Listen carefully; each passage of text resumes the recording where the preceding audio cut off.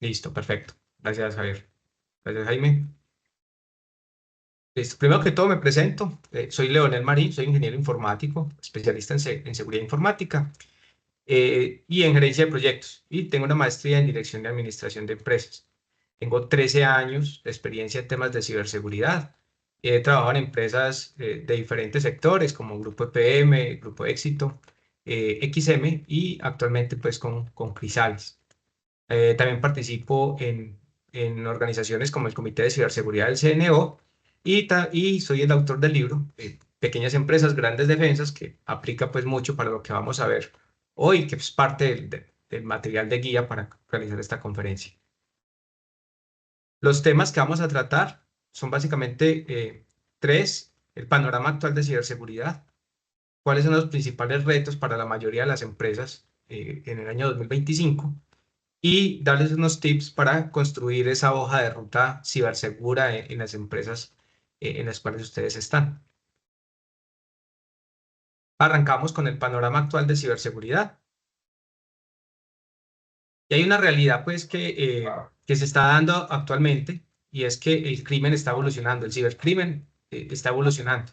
Entonces, las organizaciones y las personas cada día enfrentan amenazas más sofisticadas, más persistentes. Los actores de amenazas, digamos que están evolucionando y cada día tienen capacidades más avanzadas.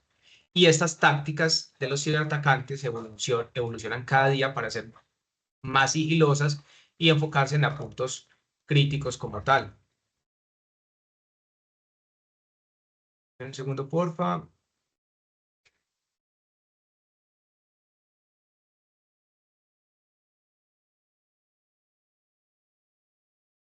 Y acá tenemos pues algunos de los datos, ¿cierto?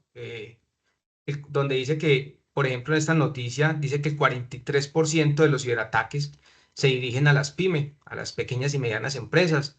Básicamente lo que dice este artículo es que las pymes no están preparadas para mitigarlo, ¿cierto? Y nos vamos a encontrar y vamos a analizar diversos factores que de pronto refuerzan lo que dice este artículo. Y básicamente nos encontramos que con estos números que son bastante dicientes, voy a empezar por este, donde dice que el 60% de las pymes después de sufrir un ciberataque, no cualquier ciberataque, un ciberataque de alto impacto, no se logran recuperar y deben de cerrar. Es un número bastante alto para esas pymes que sufren esos ciberataques. Eh, el tiempo promedio para identificar una brecha de datos es de 197 días. A pesar de la evolución que ha habido en la tecnología hoy en día, este tiempo sigue siendo demasiado largo, ¿cierto? Y eh, también nos da unos datos que son importantes y es que si nos vamos preparando y fortalecemos esa capacidad de detección de las organizaciones, pues vamos a evitar que sufrir una brecha, ¿cierto? ¿Por qué? Porque el actor de amenaza, a pesar de la tecnología que tiene, no es cuestión de minutos donde logra comprometer la organización. Siempre va a tener lo que llamamos en ciberseguridad, hay una cadena de ataque que empieza por el reconocimiento, donde el atacante tiene que empezar a explorar y a investigar sobre esa empresa, luego tiene que acceder a la organización y realizar movimientos laterales para poder conocer la infraestructura y poder llevar a cabo de manera exitosa el ataque. Entonces, por poner un ejemplo con el ransomware, cuando una empresa sufre un ataque de ransomware, si bien el compromiso dura minutos, ¿cierto? En los forenses que yo he realizado, donde analizo la línea de tiempo de varios equipos que han sido comprometidos en un mismo ciberataque, entre el primer evento y el último evento, por ejemplo, de cifrado de datos, transcurren minutos, pero haciendo la investigación forense, hacia atrás en el tiempo hay actividad maliciosa de más de 2 meses. Entonces, si nosotros lográramos detectar esa actividad maliciosa al principio, podríamos evitar que los ataques tengan el impacto que hoy en día están teniendo, ¿cierto? ¿Y cuál es ese impacto? Que para muchas empresas, o estos son valores promedios, ¿cierto? Aquí está, por ejemplo, esta noticia de portafolio donde nos dice que cuesta $1 millón rescatar los datos después de un ciberataque. Y acá pues hablamos probablemente de empresas que paguen la extorsión de los ciberatacantes, lo cual no recomiendo bajo ninguna circunstancia, ¿cierto?, que realice el pago. Yo creo que si hoy una empresa tiene datos sensibles que puedan pagar $1 millón por rescatarlos, yo creo que invertir esta cifra o menos en ciberseguridad le va a traer mucha más ganancia a la organización, ¿cierto? Las principales amenazas que hoy en día están sufriendo la mayoría de las organizaciones, básicamente son el ransomware como servicio, ¿cierto? Y ahorita les voy a explicar un poquito cómo es este mecanismo que utilizan los ciberatacantes. Está el spear phishing o phishing dirigido, y este spear phishing también deriva en compromisos de correo empresarial y los ataques a la cadena de suministro. Porfa, si van teniendo alguna duda, las dejamos para el final, la pueden ir escribiendo en el chat o en la sección de preguntas y respuestas. Y al final la resolvemos. Listo, el ransomware como servicio, digamos que es un modelo de negocio que están utilizando los ciberatacantes hoy en día, que implica vender o alquilar el ransomware a compradores, los cuales se llaman afiliados. Entonces se puede atribuir a que el gran impacto que están teniendo hoy los ciberataques, específicamente de ransomware, el éxito que están teniendo se debe a la proliferación de este modelo de negocio, que ha facilitado que personas que no tengan mucho conocimiento técnico, pues puedan implementar un ransomware y atacar organizaciones, ¿cierto? En este caso, por ejemplo, acá vemos un comparativo de cómo sería una operación de un ciberatacante que no tenga el modelo de ransomware como servicio, ¿cierto? Él tiene sus herramientas y despliega su ataque contra una organización que ha investigado, que de alguna manera ha conseguido los accesos para llegar a la organización o ha logrado comprometer cuentas dentro de la organización para poder llegar allá y desplegar su ataque de ransomware, ¿cierto? En este caso, acá a la derecha vemos cómo sería un modelo de ransomware como servicio, donde el mismo atacante ya va a tener capacidad de vender a otras personas con menos conocimiento técnico sus herramientas y poderlas desplegar a muchas empresas. Acá vemos, por ejemplo, unos datos del 2023, donde cómo se comporta este ransomware como servicio. Y acá vemos, por ejemplo, un total de grupos activos de ransomware con 45 grupos en el primer semestre del 2023. 45 grupos afectaron casi 2.000 empresas. Y en el segundo semestre, 52 afectaron 2.524, ¿cierto? Si esto lo comparamos incluso con los datos de 2022, esto viene creciendo de manera acelerada. Este año, pues no sé cómo irán a estar los números, me imagino que van a estar con la misma tendencia al alza, ¿cierto? Y yo creo que hasta el impacto también ha ido creciendo, dada la cantidad de vulnerabilidades que hemos tenido este año.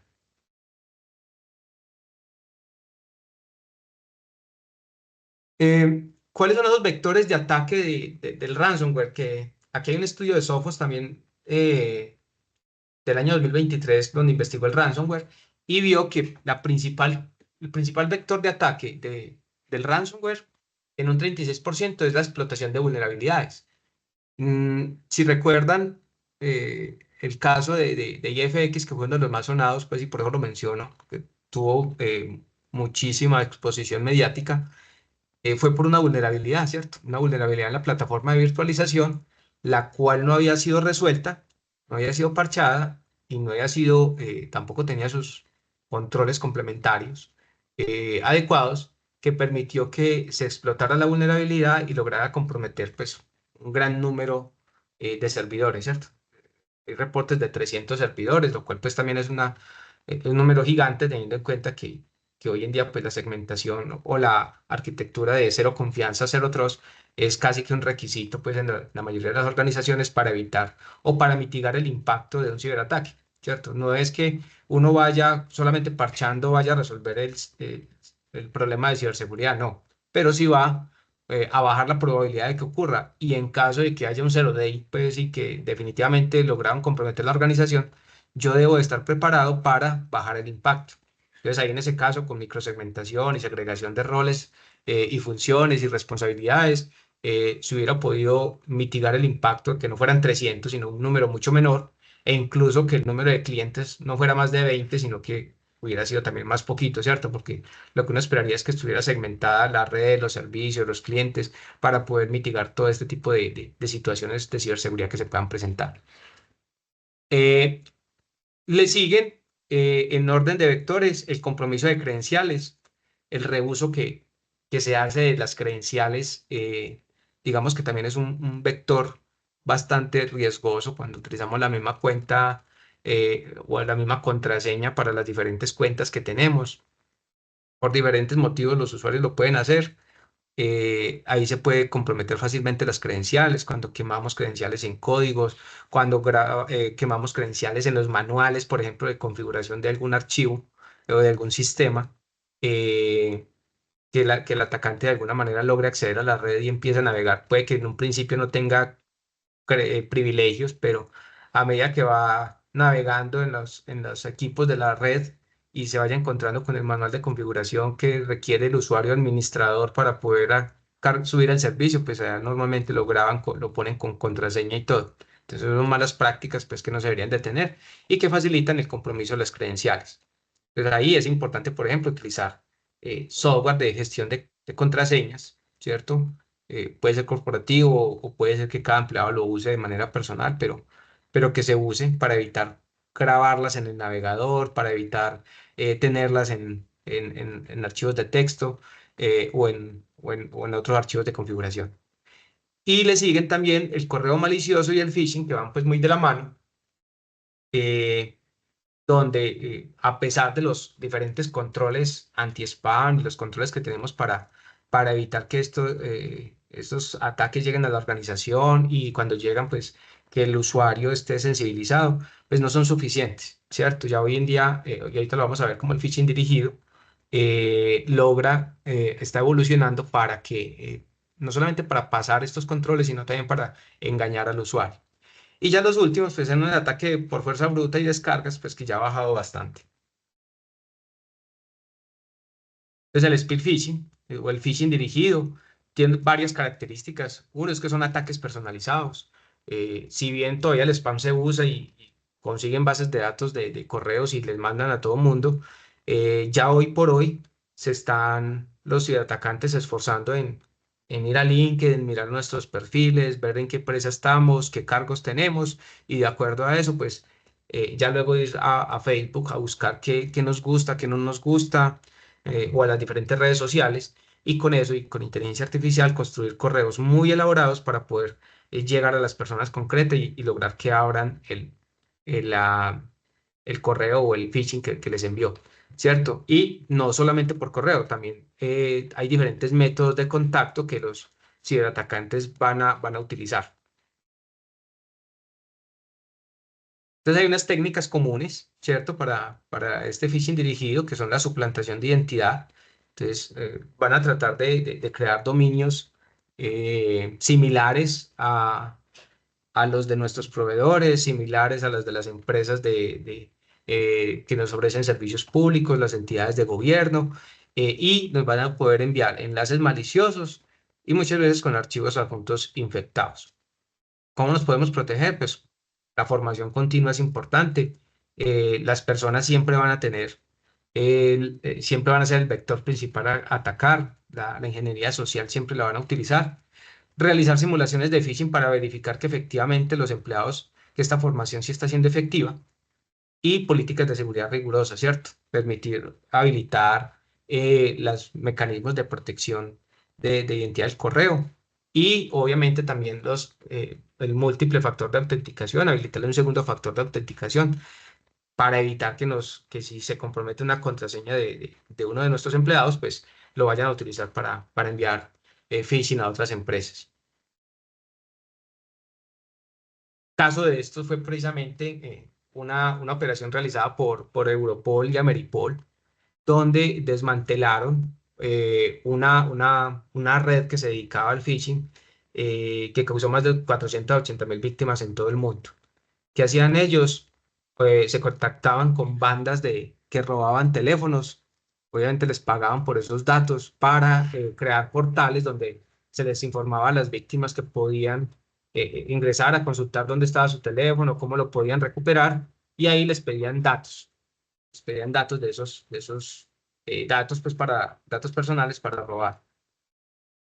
Eh, Esta operación se llevó a cabo en, en España y por eso estaba Europol ahí involucrada, y Ameripol por parte de Argentina, Chile, Colombia, Ecuador y Perú.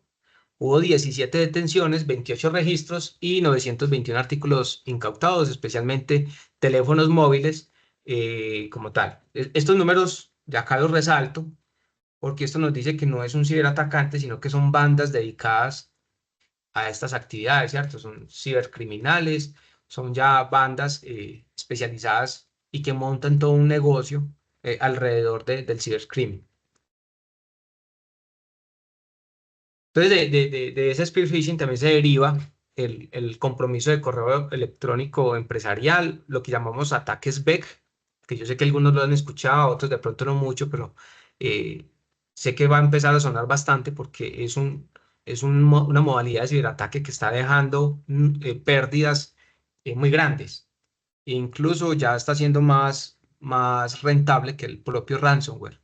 Acá hay unos datos, por ejemplo, de un informe del FBI, donde dicen que se han reportado pérdidas en el 2022 de 2,7 billones de dólares.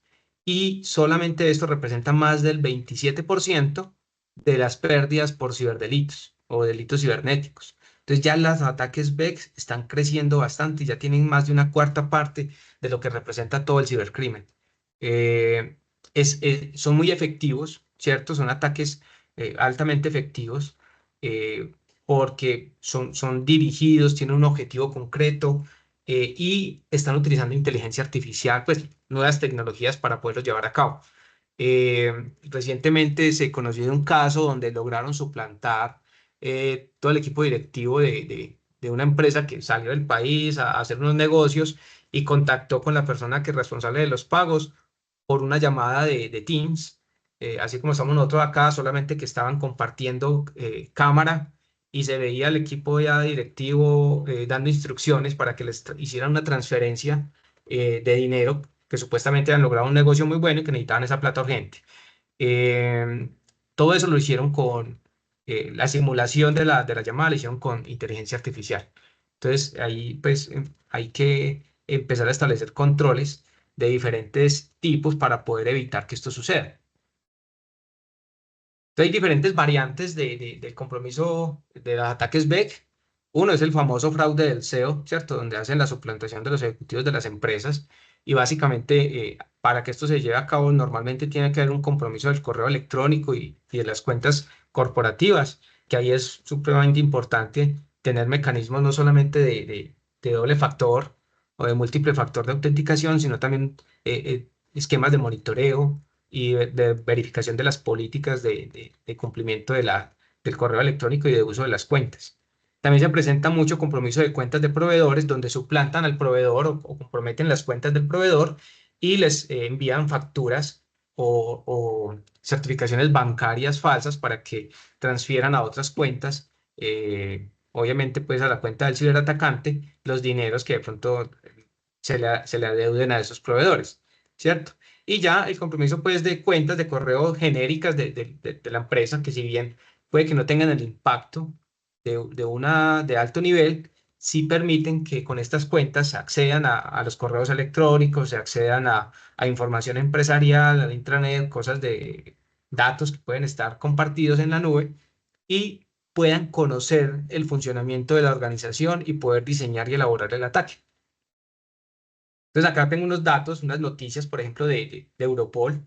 Estos tomados de la página de Europol, donde hago una búsqueda del fraude del SEO y me trae estos datos, por ejemplo. eh, de una banda franco-israelí que mediante el ataque del SEO logró robar más de 38 millones de dólares. Y así hay muchas noticias relacionadas con este tipo de ataques, ataques BEC, ataques del fraude del SEO, donde suplantan a directivos de la organización y, y roban, pues, o logran robar plata, hacer transacciones fraudulentas. ¿Qué pasa con...? Bueno, este es un ejemplo puntual donde con el apoyo de diferentes bancos y del sector hubo más de 1.719 denuncias de transacciones de mulas de dinero con pérdidas hasta de 31 millones de dólares. El 90% de estas transacciones son vinculadas a delitos cibernéticos y la mayoría están relacionadas con fraudes a directivos, ejecutivos o a compromiso del correo electrónico.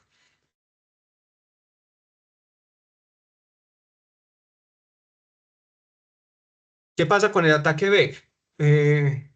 Hoy en día les decía que puede ser más rentable que el ransomware. ¿Qué pasa? Que es menos mediático porque digamos que las empresas se quedan calladitas cuando sufren este tipo de ataques, ¿cierto? El impacto, digamos que el impacto es financiero, pero tratan de que no tengan un impacto adicional a la reputación, tratando de mantenerlo confidencial, reservado dentro de la organización, en secreto y por eso de pronto no lo conocemos y no, y todo el mundo ahorita está, digamos que, ¿cómo lo podríamos llamar? Engolosinado, por decirlo de alguna manera, con el ransomware, pero resulta que también hay que pararle bolas al compromiso de correo empresarial, ¿cierto? Y aquí pues hay unos controles técnicos que podemos implementar. Les hablaba de múltiple factor de autenticación, utilizar filtrado de correo avanzado y em, implementar controles como DMARC, DKIM y SPF, pues que se ponen en los registros DNS del correo. También, obviamente, no solamente los controles técnicos son suficientes, sino que también debo tener controles administrativos. Por ejemplo, procesos de aprobación dual. La persona que hace de contabilidad, el tesorero, no debería ser autónomo para realizar pagos. Debería de haber una persona que, dos, tres roles, normalmente se utiliza tres incluso, donde una persona es la que se encarga de generar la orden de pago o el archivo plano con el que se va a hacer el pago. Otra persona se encarga de cargarlo en la plataforma, en la terminal bancaria y finalmente pasa por otra donde ya hace un doble check a los dos procesos anteriores, verifica que no haya nada normal, si hay algo que verificar, lo verifica y realiza el pago, ¿cierto? Pero para poder que ya un ataque BEC, por ejemplo, logre pasar esos tres procesos, pues sería muy complejo. Sin embargo, también se recomienda tener lista blanca de proveedores, donde yo tenga un proceso de registro de proveedores, un proceso de verificación de proveedores, donde haya un registro como tal de las cuentas bancarias, de los correos electrónicos a los cuales yo voy a establecer las comunicaciones y una verificación fuera de banda. Esta verificación fuera de banda es, por ejemplo, si el pago me lo solicitan por correo electrónico, pues yo llamar a ese proveedor y confirmar los datos de la factura que me esté generando, ¿cierto? O de la certificación bancaria que me esté enviando.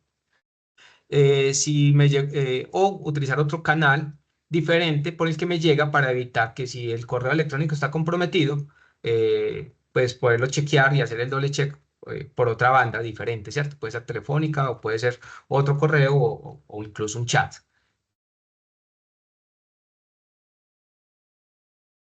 Listo, en el panorama actual también tenemos los ataques a la cadena de suministro, que eso lo hemos estado ya sufriendo mucho y tiene unas características que lo hacen atractivo para los ciberatacantes y es que eh, hay una confianza que ya está establecida con ese proveedor. Entonces, para yo llegar a un banco, por decirlo, de alguna manera, un banco o estas entidades financieras que tienen una regulación específica que los hace, digamos que, más difíciles de vulnerar la seguridad, pues lo que hacen es atacar a un proveedor que tenga controles más pequeños, ¿cierto? Y que ya, como tiene esa confianza establecida, como se tiene esa confianza establecida, pues es mucho más fácil ingresar. También se presenta una afectación en cascada, ¿cierto? No solamente yo soy proveedor de un banco, sino que muy probablemente soy proveedor de varias empresas. Entonces puedo tener un impacto multiplicado como tal. En números, digamos que el 62% de los ataques a proveedores afectan a empresas medianas, que más o menos fue con lo que inicié la charla, ¿cierto? Que son empresas que tienen menos controles, que están menos preparadas actualmente. Del 2020 a 2022 se presentó un incremento de este tipo de ataques en un 430%. El promedio de detección es de 287 días, mucho más que el de un ciberataque, ¿cierto? Y la lógica de esto es porque normalmente yo no monitoreo al proveedor, yo no le monitoreo las conexiones, no le monitoreo los accesos, porque se supone que casi que cumple un papel de empleado, pero realmente no lo es. Tiene unas políticas diferentes, se conecta desde sedes diferentes, equipos diferentes a la red y políticas muy diferentes a las que yo tengo en mi organización. Y el costo promedio por incidente es de 1.4 millones de dólares. ¿Cómo podemos analizar estos tipos? Hay de estos tipos de ataques. Entonces, hay compromiso de software. Entonces, se puede comprometer el software de los terceros, por ejemplo, código malicioso en actualizaciones, librerías comprometidas, backdoors en aplicaciones. Un caso representativo de esto, el caso de SolarWinds, donde se insertó un malware en las actualizaciones pues que eran legítimas. Los atacantes comprometieron el sistema, el proceso de desarrollo de software de SolarWinds y lograron impactar más de 18.000 organizaciones, ¿cierto? ¿Por qué? Porque era un software que utilizaban muchos y lo que hicieron es, no me voy a ir a meter a las 18.000 empresas, sino que mejor comprometo una y ya con eso logro acceder a todas. El tiempo de detección fue de 9 meses. También otro tipo de ataque es compromiso de hardware, donde alteran los dispositivos, modifican el firmware o tienen componentes falsificados.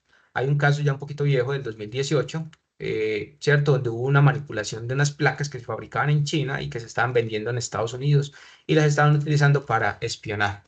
Otro caso también similar a esto de compromiso de hardware y que no sé si todos se lograron dar cuenta, fue el ataque que realizaron a esa célula terrorista de Hezbollah, donde durante el proceso de abastecimiento lograron interceptar de alguna manera los proveedores que les suministraban unos beepers unos radios de comunicaciones y les implantaron explosivos, los cuales accionaron todos al tiempo, primero en los beepers, y tuvo pues una cantidad considerable de lesionados y algunos muertos, y al día siguiente, ya con comunicaciones que quedaban, también lograron impactar con los radios que explotaron, ¿cierto?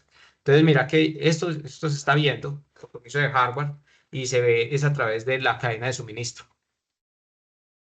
Y también está el caso de compromiso de servicios, ¿cierto? Acá es donde ya, por ejemplo, que logran tener acceso a los proveedores, comprometen las credenciales y se utilizan mucho los servicios en la nube, pero realmente cumple para cualquier tipo de proveedor.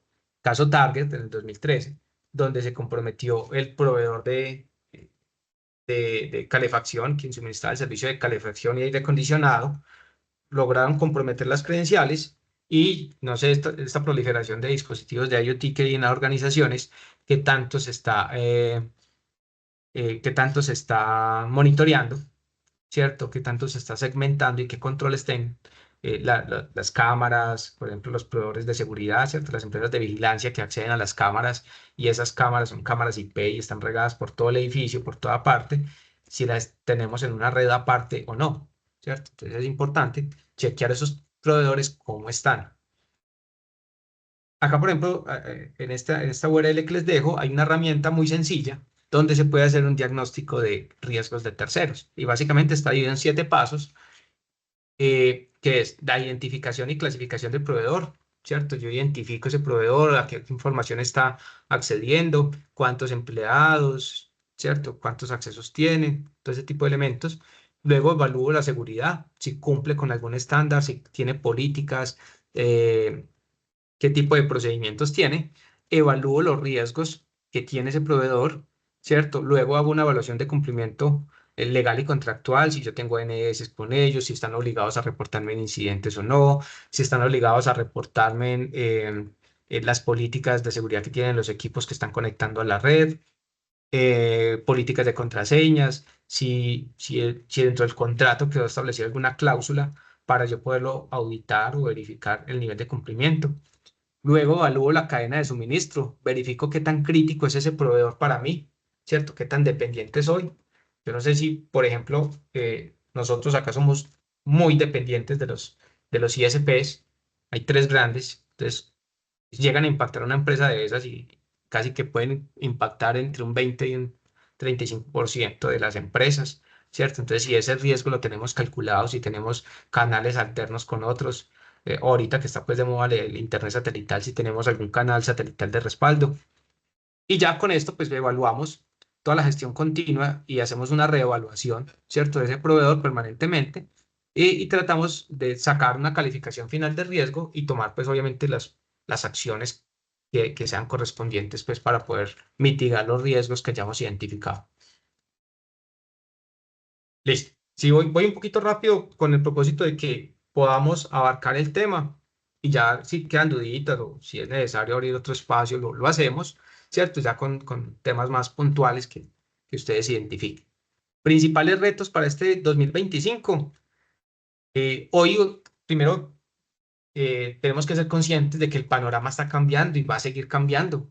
Hoy en día tenemos más empleados trabajando desde casa, los servicios se siguen moviendo a la nube. Los ataques son más sofisticados y más baratos, más fáciles de realizar, están al alcance de más personas. Entonces, ya hoy en día no solamente tenemos que cuidarnos de los rusos, de los indios, de no sé quién de por allá, los coreanos, sino que también tenemos que tener en cuenta qué tipo de personas estamos vinculando a la organización, si no hay un empleado inconforme que pueda llegar a causar algún impacto a la organización. Y cada vez hay más clientes preocupados por la información, ¿cierto? Ahora bien, ¿qué es lo importante?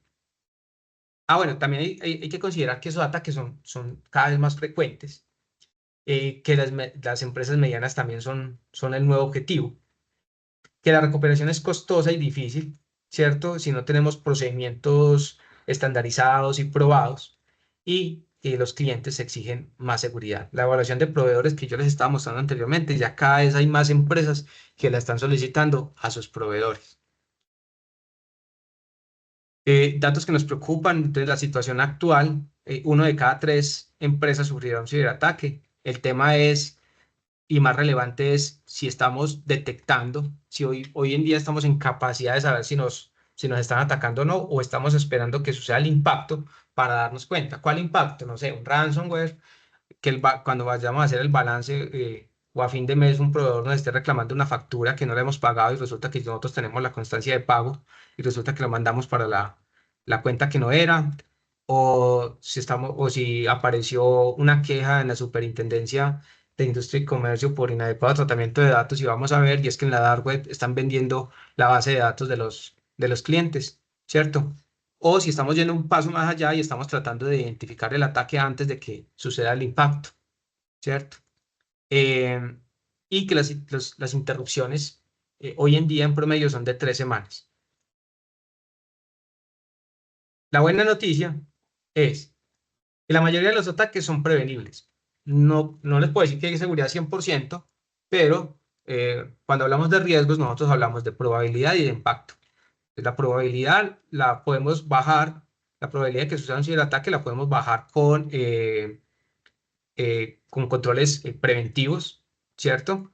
Y, y en caso de que nos suceda un ciberataque, pues el impacto también lo podemos bajar con controles correctivos, con buena capacidad de respuesta a incidentes, con buenos backups que nos permitan recuperarnos rápidamente, con contratos con proveedores donde en eventos de ciberataque pues sean un poquito flexibles y nos den prioridad para el suministro de partes, de repuestos, de soporte, ¿cierto?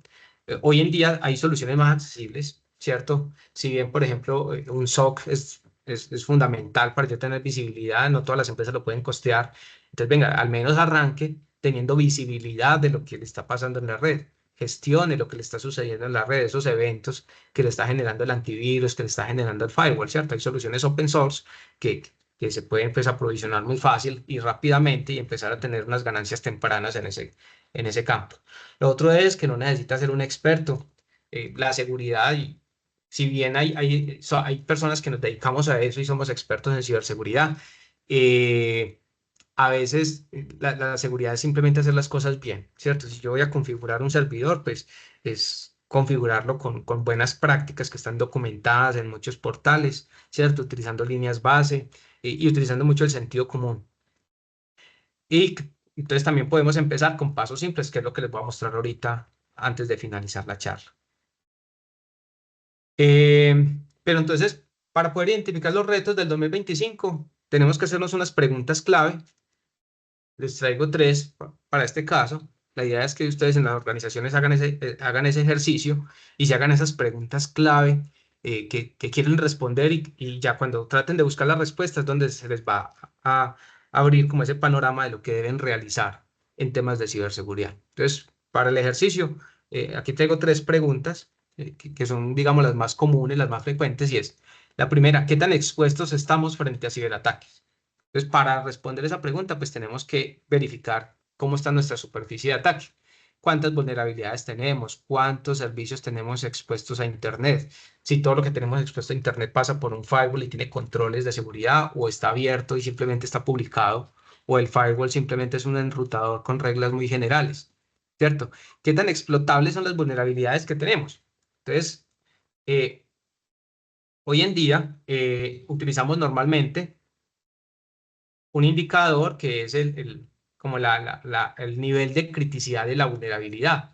Pero hay un indicador nuevo que nos va a servir de muy buen referente. Normalmente utilizamos el CVSS Score, ¿cierto? Que es el que trae todas las vulnerabilidades y nos dice qué tan crítica es la vulnerabilidad.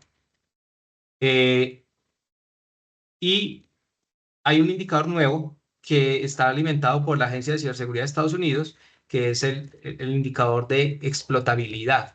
Y este que nos dice, si bien hay una vulnerabilidad que tiene un CVS X, no sé, 7, 8, 9, o puede ser hasta más bajito, no todos los atacantes están explotando todas las vulnerabilidades que salen diariamente. Hay unas que tienen más probabilidad de otro.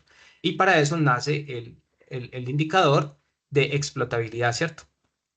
Y básicamente lo que nos dice es qué tan posible es que una vulnerabilidad sea explotable en los siguientes 30 días. Por ejemplo, esta es una vulnerabilidad que está calificada en 8.7, ¿cierto? Es una vulnerabilidad que yo debería de resolver. Pero con este número yo voy a tener muchísimas otras vulnerabilidades dentro de la organización. Entonces, una forma adecuada de yo poderla priorizar es saber qué tan probable es que la exploten esa vulnerabilidad en los siguientes 30 días, ¿cierto? Y acá por ejemplo, ese indicador, el de EPSS, me está indicando que hay 94% de probabilidad. Y acá, por ejemplo, adicionalmente me dice, hey, ya hay un exploit público que los atacantes pueden estar utilizando. Entonces, frente a las 200, 300 vulnerabilidades que yo tenga, superiores a 7 para remediar, yo sé que esta es una que tengo que remediar rápido. Puede que la parche o, si no la puedo parchear por algún motivo, implemente controles compensatorios, ¿cierto?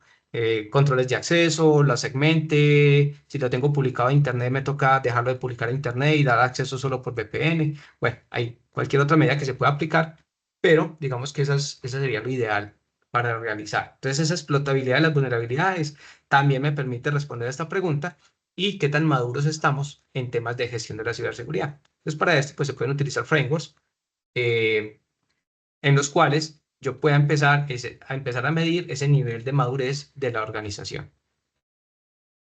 Siguiente pregunta.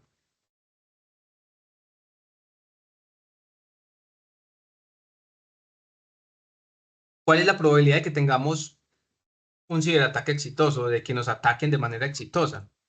Entonces, venga, ¿cómo estamos en el software? ¿Si estamos desarrollando software seguro o no? ¿O tenemos muchas fallas en el software? ¿Cómo está el nivel de aseguramiento de los controles? Y en la mayoría de las empresas pecamos en que ponemos controles pero no les hacemos seguimientos. Entonces hacemos un esfuerzo gigante por implementar un control y después de que lo montamos, lo dejamos casi que tirado y esa plática se perdió porque cuando menos pensó tuvimos un ataque y preciso fue porque ese control, alguien por allá le dijo, habilítele una regla, cree una excepción o dejemos que este activo, porque tiene algún problema, no lo cubra. Y por ahí es preciso por donde se mete. Lo otro es que no tenemos accesos ni estandarizados y tampoco los estamos monitoreando. Y también la digitalización acelerada en la organización, cuando no la hacemos de manera ordenada, pues podemos tener riesgos de abrirse brechas de seguridad, ¿cierto? Implementamos una nueva tecnología, no pasó por todos los controles porque necesitamos sacarla ya, el time to market del negocio es súper alto y ciberseguridad no está respondiendo con los procesos porque se la pasa revisando falsos positivos, se la pasa haciendo una cantidad de cosas y no le paró bola al proyecto y entonces asumimos el riesgo.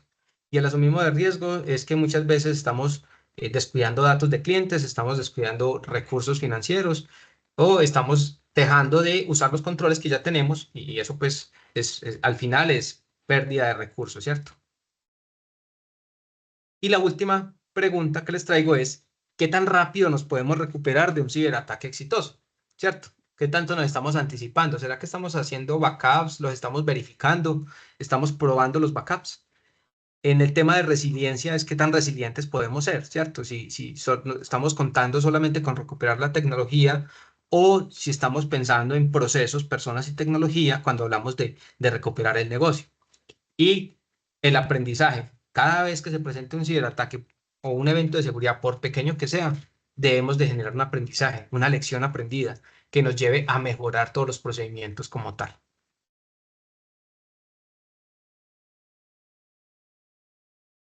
Listo, entonces, con los retos hago el mismo ejercicio, lo separo en retos técnicos, ¿cierto? Entonces tenemos tres básicamente que son gestión de la superficie de ataque.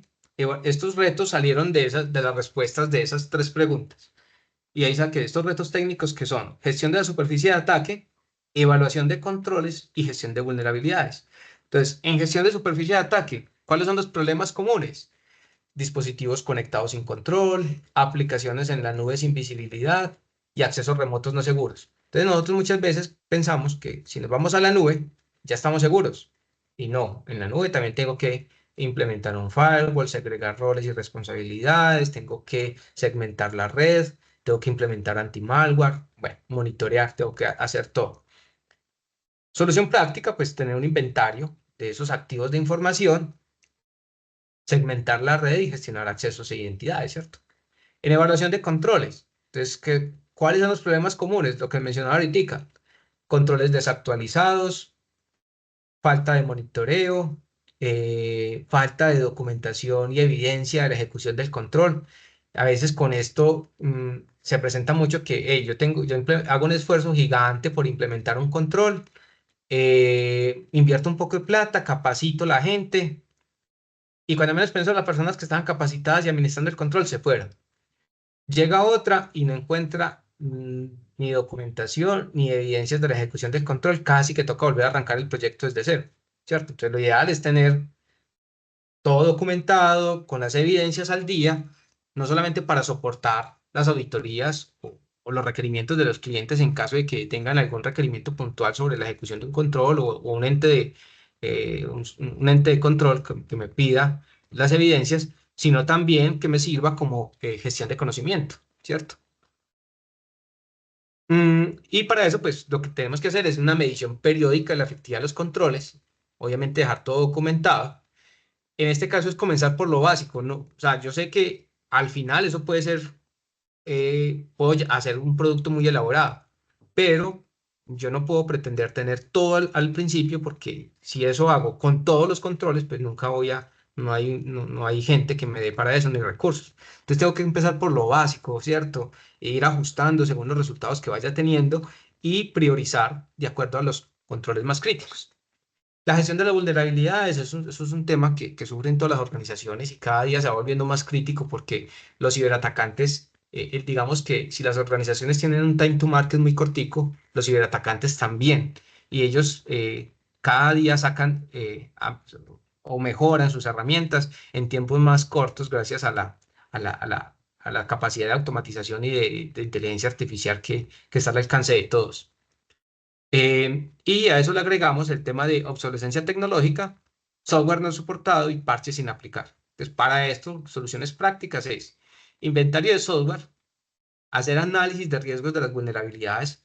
Un ejercicio sencillo como el que les dije ahorita, pues nos puede decir, venga, si esta vulnerabilidad no la podemos parchar hoy, al menos nos den panorama. de qué tan crítica es para saber si tenemos que hacer un esfuerzo en implementar controles complementarios que nos permitan al menos mitigar los riesgos frente a esas vulnerabilidades que están. Hay retos organizacionales, ¿cierto? Mejorar el nivel de madurez de la ciberseguridad, darle mayor visibilidad al tema de ciberseguridad dentro de la organización. Ahí los problemas comunes en la mayoría de las organizaciones es que hay procesos informales, roles que no están definidos, métricas limitadas, yo no estoy midiendo, ¿cierto? Soluciones prácticas en este caso es evaluar periódicamente los controles, definir roles clave e implementar métricas, mediciones, ¿cierto? Poner los metas ahí. No es que todo esté al 100%, porque también una pregunta frecuente de la dirección es, ¿y eso por qué no está al 100%? No, tenemos que ser también conscientes que si tenemos un control al 20%, en 6 meses, dependiendo del control, lo podremos llevar a un 50%, a un 60%. Y que llevarlo a ese 100%, pues nos implica muchas veces cambiar el control por una tecnología nueva o mejorar los procesos como tal, y eso se va a llevar un tiempo. El tema de gobernanza en ciberseguridad también es importante. Yo no puedo dejar que, por ejemplo, las áreas de operación definan si un control se implementa o no. Eso debería de ser resorte de un comité de ciberseguridad, que haya unos roles y responsabilidades claros y que obviamente pues haya un proceso de gestión de riesgos que me permita a mí escalar dificultades que se me presenten, por ejemplo, ¿cierto? No sé, un área tiene problemas para implementar un control, le afecta la operación. Bueno, ¿qué es más costoso? ¿Asumir el riesgo o mejorar la tecnología para que la operación no se afecte? Entonces, tener esos elementos para subirlos a los comités correspondientes y que se tomen decisiones teniendo en cuenta pues el riesgo de negocio y no el riesgo del proceso como tal. El tema de digitalización también nos está poniendo, se nos volvió un reto interesante porque pues, la adopción acelerada genera nuevos riesgos que no se están analizando y cambios constantes en la infraestructura. Para eso, pues obviamente yo tengo que tener una evaluación de riesgos, un monitoreo continuo y una gestión del cambio que me permita irme adaptando a ese cambio constante. Y ya para finalizar, hay unos retos operativos, ¿cierto? Que básicamente son recuperación de desastre, detección y respuesta a incidentes y gestión de terceros y cadena de suministro. Creo que hemos estado hablando. Recuperación ante desastres, muy importante tener respaldos basados en criticidad, prioricemos lo lo crítico, prioricemos lo importante, prioricemos lo que tenga impacto regulatorio, legal, reputacional, ¿cierto? Documentemos todos los procedimientos y hagamos pruebas de recuperación, ¿cierto? Que es que a veces tenemos el respaldo y cuando llegó el ransomware vamos a recuperar y resulta que el backup no funcionó por algún motivo. Entonces tenemos que hacer pruebas de recuperación. Tema de detección y respuesta a incidentes, súper crítico, ¿cierto? Y les ponía el ejemplo del forense que realizaba. Si esta empresa hubiese tenido un esquema de monitoreo, se hubiera dado cuenta que se estaban conectando de manera abusiva por un servicio de RDP que tenía expuesto, ahí estaban los logs, que crearon unas cuentas con privilegios, unas cuentas locales con privilegios en varios equipos, ahí estaban los logs. Si los hubieran verificado, muy probablemente hubieran detectado el ransomware y no hubieran cifrado las bases de datos de los clientes. Entonces ahí es importante implementar un sistema de gestión de logs, un CIEM, ¿cierto? Como les decía, hay sistemas económicos, open source que podemos empezar a implementar. Podemos empezar con implementaciones de SOAR, automatización de respuesta a incidentes, ¿cierto? Hoy en día los equipos se desgastan. Tengo un poco de personas revisando los mismos eventos todos los días. Pues venga, miremos a ver cómo podemos automatizar parte de esos procesos y hacerlo más eficiente. El tema de identificación de amenazas es fundamental. Saber quién nos va a atacar, cómo nos va a atacar, qué herramientas está utilizando y podernos proteger es muy importante. Y realizar simulacros y ejercicios tipo tabletop. Venga, sentémonos todos, revisamos el procedimiento y veremos qué tan preparados estamos. Gestión de terceros y cadena de suministro, ya lo hablaba ahorita. Es importante hacer evaluaciones de proveedores, gestionar los accesos y las conexiones, tener monitoreo continuo, como cualquier otro sistema, hay que monitorearlo y tener acuerdos y contratos, incluyendo los temas de ciberseguridad dentro de esas relaciones con esos terceros. Listo, vamos a aprovechar aquí unos 5 minuticos, de pronto nos pasemos 5 minuticos, les robo 5 minuticos del almuerzo para que analicemos cómo construir esta hoja de ruta cibersegura. De acuerdo a lo que hemos hablado y Y una forma de poderlo hacer paso a paso, teniendo ganancias tempranas, les propongo esta hoja de ruta para el 2025, ¿cierto? Y es que en ese primer trimestre pues tengamos unas ganancias tempranas y tengamos algunos elementos fundamentales, como es una visibilidad básica, tener unos controles básicos, que son los que hemos ido mencionando, y tener una gobernanza inicial, ¿cierto? Tener unos criterios que nos permitan que lo que ganemos no lo retrocedamos, ¿cierto? Y eso nos lo va a permitir esa gobernanza. Ya en el segundo trimestre, tener protección y monitoreo. Entonces ahí ya vamos a empezar a segmentar la red por servicios, por tipos de usuarios, por tipo de información, tener un monitoreo esencial, ¿cierto? No solamente lo que está llegando, las conexiones que se están dando desde afuera, sino también hacia dónde están yendo los empleados y qué flujo de información hay entre las diferentes zonas que yo establezca, ¿cierto? En esta segmentación de la red. Porque ahí que vamos a poder detectar movimientos laterales en caso de que se den. En las conexiones que están saliendo a Internet, comunicaciones, probablemente tengamos ya alguna infección y los equipos se estén conectando a un command and control y empecemos a tener esta gestión de vulnerabilidades. Ya en el tercer trimestre, una maduración y respuesta, y es tener capacidades de respuesta y empezar a gestionar esos terceros. Y ya para en el cuarto trimestre empezar a tener temas de mejora continua y resiliencia. Entonces, planes de continuidad, de ERP, mediciones de controles y de madurez.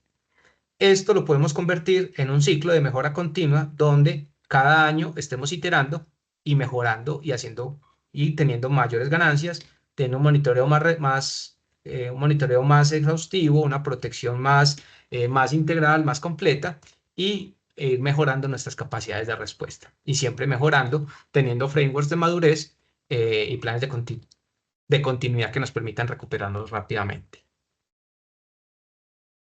Consideraciones importantes para implementar esta hoja de ruta. Pues primero, enfocarse en los riesgos críticos, ¿cierto? Tener una evaluación inicial, un diagnóstico que nos permita saber cuáles son los riesgos críticos que tenemos y enfocarnos en ellos. Implementar los controles básicos antes que los avanzados, ¿cierto? Dentro de esa hoja de ruta que construyamos, primero que todo, prioricemos los básicos, porque nos van a permitir tener una mayor cobertura más rápidamente. A veces montamos el más crítico primero y se nos va todo el año montando un DLP que al final no tuvimos en cuenta hacer una adecuada clasificación de información y nos quedó mal y perdimos todo el año. Entonces, no, empecemos con los controles básicos, ¿cierto? Que nos permitan mitigar esos riesgos críticos, asegurar una ganancia temprana en cada fase. O sea, cada vez que hagamos una implementación, que implementemos un control, que mejoremos un proceso, tener en cuenta qué es lo que vamos a ganar. Si hacemos ese ejercicio al principio y vemos que no vamos a ganar nada, pues venga, no, prioricemos otro, ¿cierto? Ese otro lo podemos hacer después y balancear el esfuerzo y el beneficio. Tener en cuenta los recursos. Entonces, aprovechar primero que todo las herramientas existentes. Y aquí eso es súper importante, generar una rentabilización, rentabilizar las inversiones que ya hemos hecho. Si ya tenemos un firewall, pues cojamos ese firewall y le saquémosle, como dicen coloquialmente, hasta el IVA, ¿cierto? Y segmentemos, habilitémosle el WAF, habilitémosle la inspección SSL, habilitémosle el anti-malware, habilitémosle todo y segmentemos la red como tal. Entonces ahí vamos a tener ganancias muy rápido porque ya es una herramienta que tenemos y vamos a aprovechar esa herramienta y obviamente vamos a rentabilizar esa inversión. También utilizar soluciones open source cuando sean posible, ¿cierto? Cuando sea posible, pues vamos a utilizarlas. Considerar servicios gestionados, ¿cierto? Si hoy en día ya tengo quien me administre o no empezar con implementaciones desde cero con mis propios recursos, sino venga, aprovechemos que hay personas expertas que están haciendo estos temas como tal. Y, por ejemplo, nosotros en Crisalis nos especializamos en ofrecer el CISO como servicio, ¿cierto? Donde personas expertas lo están orientando, lo están acompañando para que todo este plan se lleve a cabo de buena manera. Y obviamente lo que les mencionaba ahorita, de aprovechar las herramientas existentes, está relacionado con rentabilizar inversiones. Y muy importante, la medición. Establecer métricas desde el inicio, desde que yo desarrollo, diseño el control, de una vez tener en cuenta cómo lo voy a medir. Obviamente esas métricas pueden variar en el tiempo, ¿cierto? Irlas ajustando, muy importante. Pero que yo desde el principio sepa qué voy a medir de ese control para saber si está siendo efectivo o no, si está cumpliendo el propósito para el cual hice la inversión. Eso se debe hacer medir de manera regular y progresivamente. Lo que les decía, yo no tengo que llegar y empezar a medir todo al 100%, sino ponerme metas, tanto en cobertura como en la calidad del control y los diferentes criterios que debe cumplir ese control, pues para que tenga un nivel de madurez óptimo. Ir ajustando según los resultados e ir documentando las mejoras. Listo, eso era básicamente lo que traíamos para mostrarles. En Crisalis tenemos un equipo experto en ciberseguridad que le va a ayudar a rentabilizar esas inversiones en ciberseguridad, disminuir los riesgos, mejorar el nivel de madurez en ciberseguridad y fortalecer esas capacidades de detección y respuesta de incidentes para que construyamos juntos esa hoja de ruta que ustedes necesitan para su empresa. Eh, ¿Dudas, preguntas? Mm, no sé si aquí me dejaron alguna pregunta, si tengan alguna pregunta para hacer. Las personas que se registraron. Bueno, aquí están nuestros datos de contacto. La mayoría de los contactó Paula. Con Paula también lo pueden realizar. Sino acá están pues los contactos de Crisalis como tal. Acá tengo una pregunta. Dice Carlos, ¿cómo podemos hacer la evaluación de seguridad a un tercero? Como un proveedor de un sistema para que demuestre que tiene buenas prácticas y controles. A ver, hay herramientas. Hoy en día hay una tendencia, y me voy a volver aquí un poquito. Hay una tendencia de software que hace monitoreo. Eso básicamente es inteligencia de fuentes abiertas donde monitorea ciertos atributos de ese proveedor, pero no es suficiente, ¿cierto? Y muchos de esos yo tengo que hacerlo a nivel contractual para poderle exigir unos niveles de cumplimiento, ¿cierto? Obviamente lo primero que tengo que hacer es este diagnóstico, ¿cierto? Para poder identificar los riesgos y saber qué tan críticos son los proveedores. Y de acuerdo a esa criticidad, pues poderle exigir controles específicos. Por ejemplo, si es una empresa, es un tercero que me está desarrollando software, pues obviamente que puedan realizar, que tengan buenas prácticas de desarrollo y que cuando me entreguen el software, pues lo entreguen un producto de buena calidad. Ahora bien, si ese desarrollo lo hace ese tercero en mi red, en mis instalaciones, pues ahí tendré que exigirle controles adicionales, ¿cierto? Tener una red segmentada, unos controles de acceso, gestión de usuarios. Bueno, pero todo eso va a depender de este diagnóstico inicial. Yo les comparto las memorias para que puedan acceder a una herramienta muy sencilla que tengo acá y que todos pueden aplicar. No entendí la pregunta que me hace Juan Fernando sobre open source. La idea es que utilicen, que muchas veces hay herramientas que son muy costosas y que muchas veces no sé qué tanto jugo le pueda sacar y que yo necesito ajustar mis procesos primero. Por ejemplo, eh, gestión de acceso de identidades. Yo no les diría que arranquen con una herramienta hasta que no tengan los procesos montados. ¿Y cómo monto esos procesos y los valido? Pues venga, empecemos con una herramienta open source que yo pueda implementar en algunos procesos y con ello apalancar la construcción de todo el marco de gobierno y ahí sí hacer una inversión de un software de gestión de accesos e identidades, contratar un proveedor que venga y me lo administre para garantizar que yo le voy a sacar todo el provecho a esa herramienta. ¿Qué herramientas open source hay? Va a depender mucho del control que quieras implementar, ¿cierto? Haciendo una búsqueda en Google te trae cantidad de opciones, pero va a depender de qué quieres implementar. Por ejemplo, gestión de accesos e identidades. Te va a traer herramientas open source, Okta, por ejemplo, ¿cierto? O yo necesito un firewall, pues pfSense es uno. O yo necesito un 100. Wazoo es una herramienta que podemos utilizar para ello.